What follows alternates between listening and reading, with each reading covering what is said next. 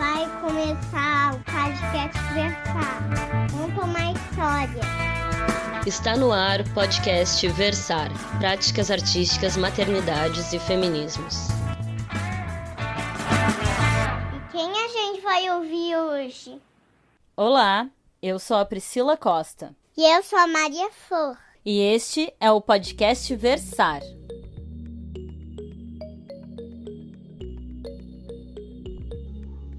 Olá, queridas ouvintes! Olá! Chegamos ao episódio de número 65 com uma história de luto e justiça. Dois sentimentos que precisamos aprender a falar abertamente e com uma certa urgência, porque envolve ter coragem para lidar com a situação ou com as situações que nos atravessam de maneira tão visceral e dolorosa. É importante que a gente consiga identificar que vivemos uma experiência dolorosa para reconhecermos em nós mesmas a capacidade de suportar essa dor e descobrir novas ferramentas para lidar com ela. E que sensação é essa de justiça em uma sociedade tão injusta? Que sentimento é esse? E quando a gente pode sentir? A nossa convidada de hoje... Quem é a nossa convidada de hoje? Bárbara Milano. Isso mesmo, a nossa convidada de hoje é a Bárbara Milano, que lê notas sobre o luto da Chimamanda e fala sobre o processo de luto que sua família tem vivenciado com o feminicídio sofrido por sua irmã em 2018 até agora na condenação do feminicida. A Bia tinha apenas 27 anos e estava grávida, e um dos movimentos da Bárbara foi criar o Porto das Bias no Instagram.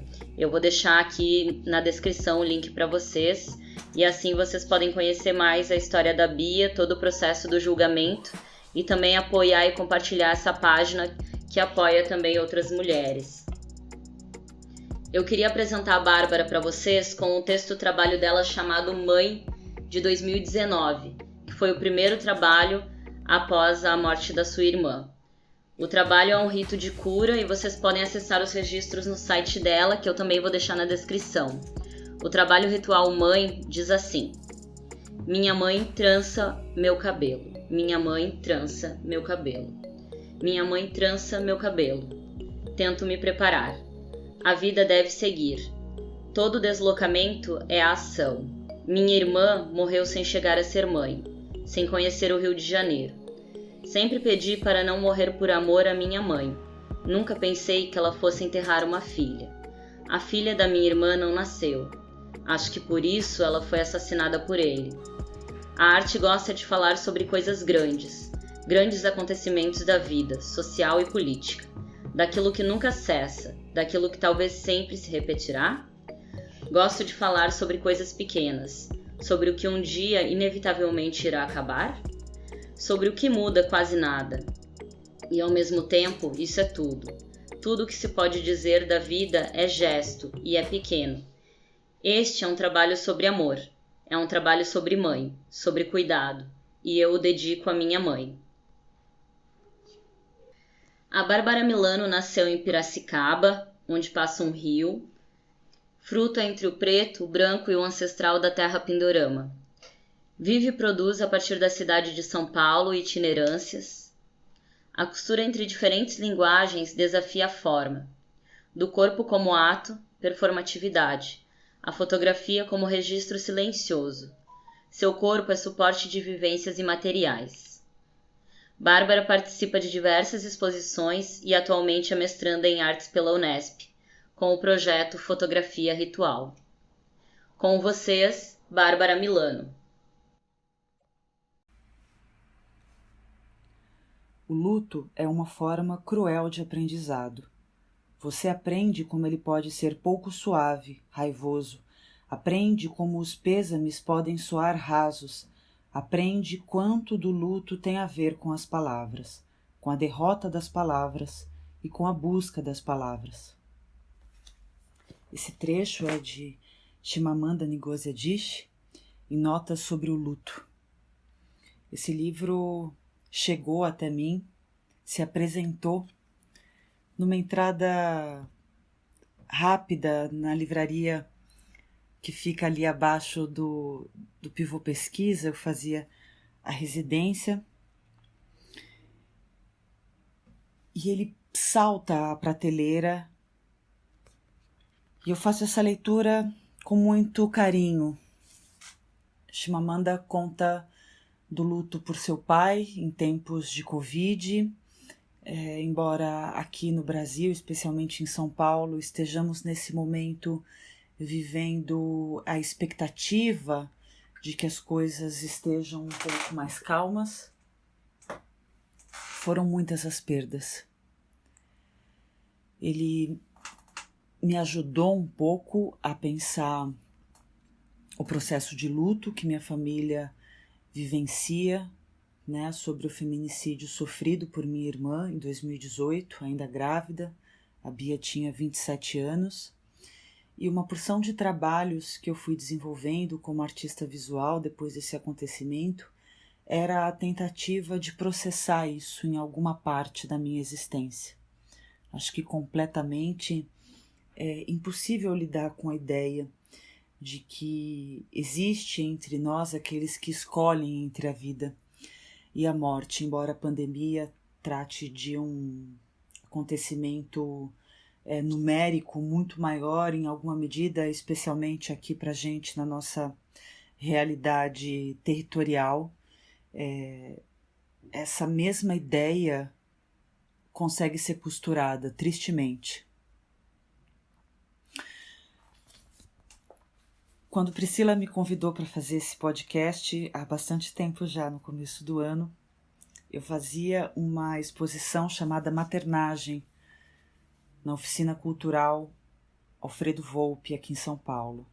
Chamei para participar comigo Renata Felinto, artista e mãe, uma pensadora, Mônica Ventura, também artista, estava grávida no momento, juntas nós compusemos o Jardim Prerê, e ela leu o texto de Renata, um texto que fala um pouco dessa maternagem e de reflexões que eu me senti muito honrada em estar ali compartilhando no espaço junto com trabalhos como Mãe, uma performance que eu faço com a minha mãe na Lavra 2019, onde eu a convido para performar comigo.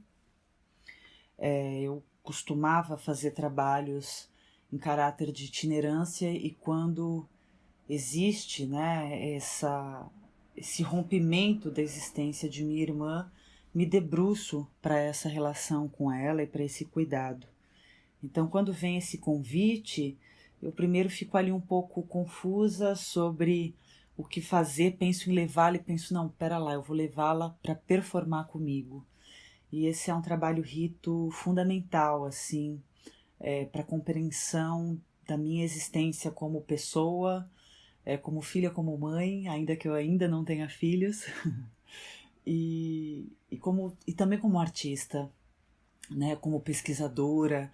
Acho que muito do que eu venho produzindo hoje se desenrola a partir dessa abertura.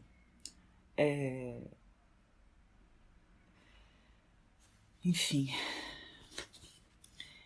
eu trouxe aqui também para vocês, além dessa leitura magnífica que eu recomendo, né, que eu faço a minha abertura, uma carta póstuma da Bia, uma psicografia feita por Mayra Rocha, a médium que trouxe as palavras dela e que nos auxiliou em muitos aspectos da compreensão deste acontecimento e da compreensão de algo que, em alguma medida, eu já compreendia em mim, que era uma existência muito maior do que essa existência matérica, do qual todos nós, nesse momento, somos capazes de ver, ainda que não exatamente com os olhos.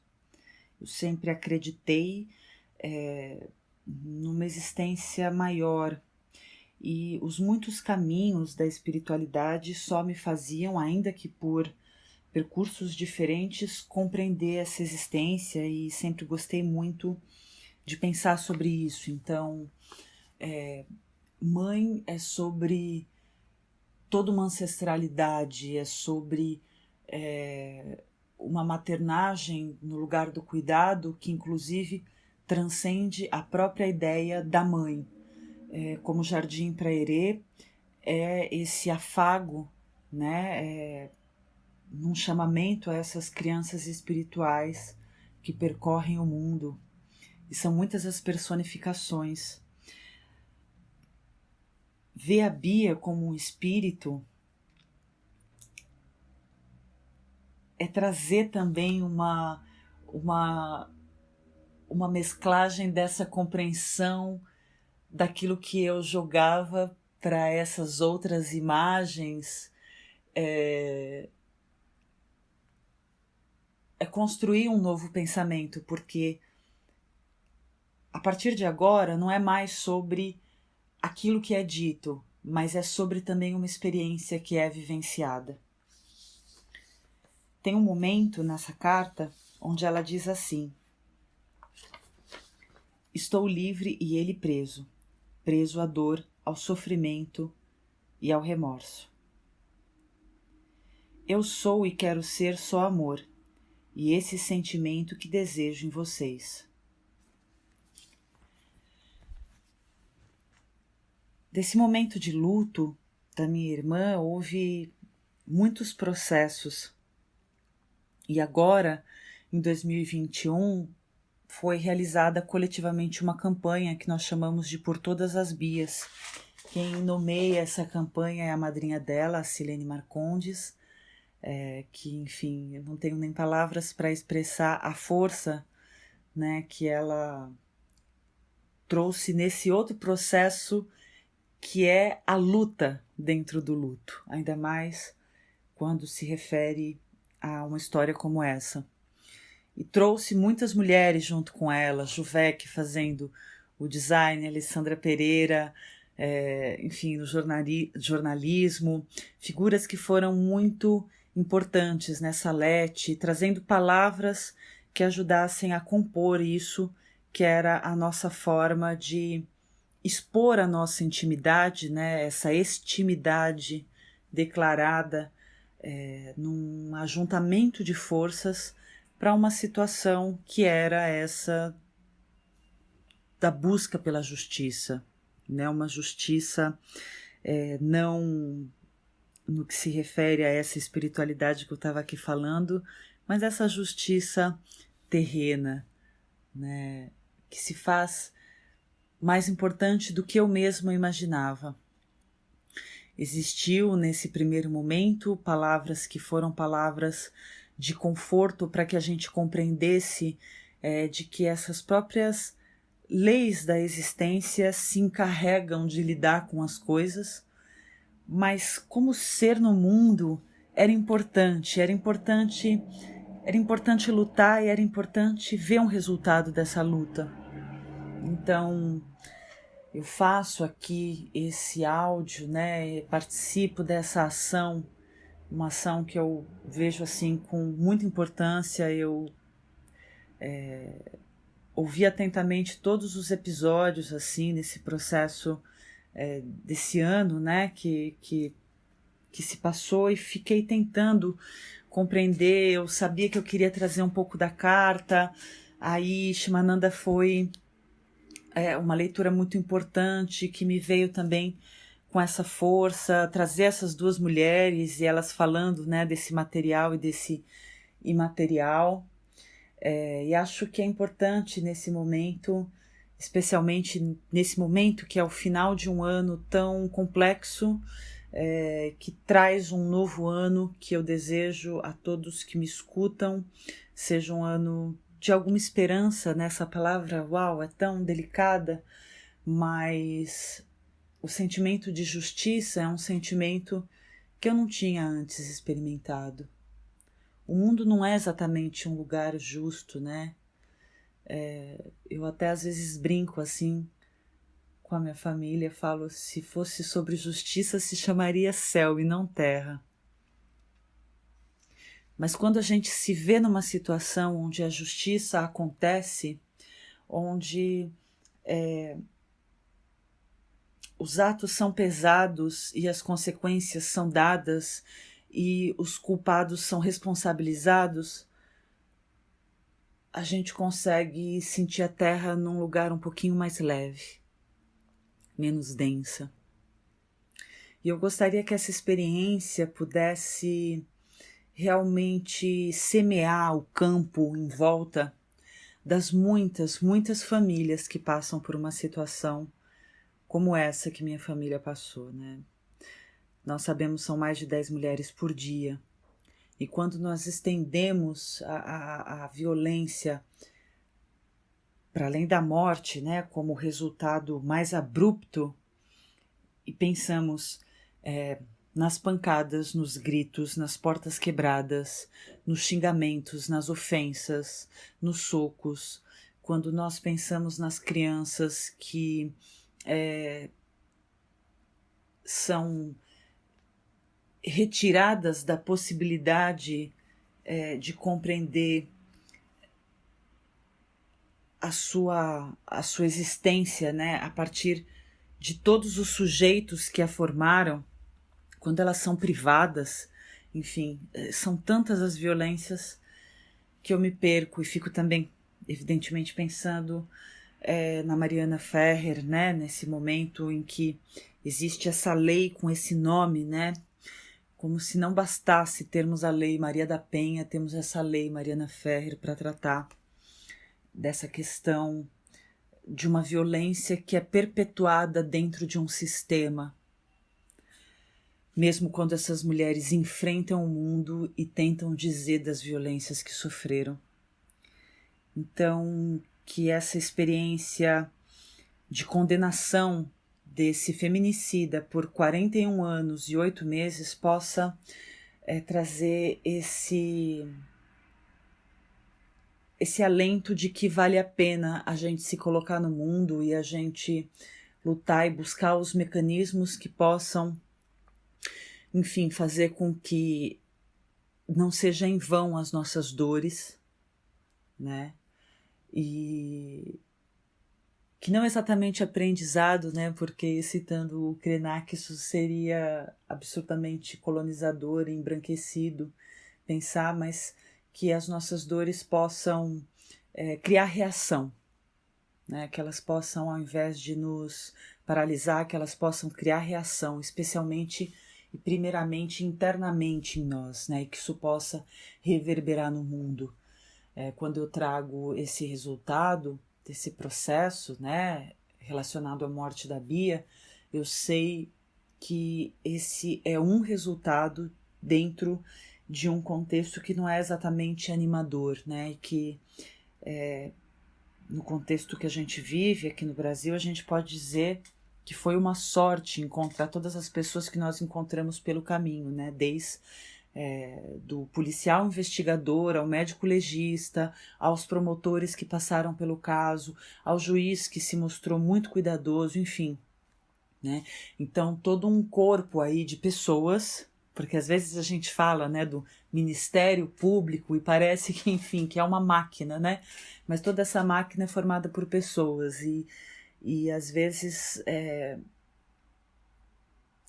é uma sorte encontrar um conjunto de pessoas que estejam ligadas àquilo que a gente está aqui acreditando como uma justiça, né? Que a gente está chamando como uma justiça. Convido vocês, então, com esse podcast, a conhecer o @ por todas as Bias no Instagram e no Facebook, onde a gente faz um relato desse processo, e que isso possa, mais do que encorajar famílias que passaram por isso a lutar, que isso possa encorajar mulheres que se veem em situações de violência a buscarem cessar os mecanismos, a buscarem, enfim, tréguas desse processo relacional, né, que as coloca nessa situação dilacerante. Todas essas minhas palavras tão longe de imaginar que as minhas palavras possam ser o remédio para qualquer coisa, mas que assim, trazendo um pouquinho das nossas vidas, nós possamos nos fortalecer e nós possamos, mais do que encontrar outras situações de justiça feita para feminicídios, que a gente possa encontrar menos feminicídios, e é nesse sentido que vejo a importância de um agrupamento de mulheres falando sobre maternagem como esse, né, que é o podcast Versar, porque essas mulheres estão criando outros seres e é assim que a gente vai construindo essa outra realidade. Eu agradeço muito a participação, estar aqui com vocês. Os trechinhos que eu li são curtos, que tenham feito sentido, que semeiem o bem. Até. Bárbara, muito obrigado por compartilhar com a gente um assunto tão delicado e também de extrema urgência. Que a gente possa cada vez mais cultivar esse sentimento que ainda é tão raro, que é o de justiça. Agradeço demais tua participação no Versário e a generosidade de transformar a história de luto em semente de justiça. Que a gente consiga ter essa coragem também. E é isso, gente. Assim a gente vai encerrando o ano de 2021. Agradeço a todas as ouvintes pela parceria, pelos retornos, pelas sugestões e comentários.